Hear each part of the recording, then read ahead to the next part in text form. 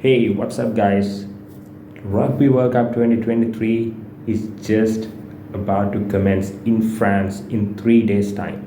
So, before we talk about Rugby World Cup 2023, let's jump into the history of the Rugby World Cup. So, this is the 10th edition of the Rugby World Cup. So, let's see what happened in the previous 9 Rugby World Cups. So, the first ever Rugby World Cup was played in 1987, hosted by New Zealand and Australia, and New Zealand went on to win the championship, defeating France in their home soil. Then come back to 1991, the Wallabies became the champions, and in 1995, the first time participants, South Africa, the Springboks, has claimed the victory over the mighty All Blacks, and that victory has went on to become the route to the greatest ever movie I have watched, The Invictus.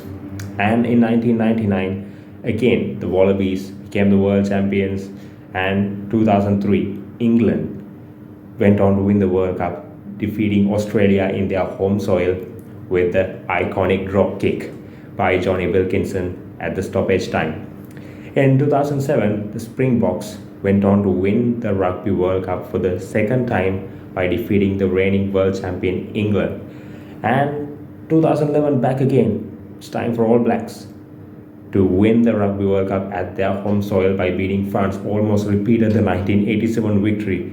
And in 2015, the greatest ever team in Rugby World Cup history, again, All Blacks, went on to win the World Cup for the second consecutive time and for the third time in history by defeating Australia.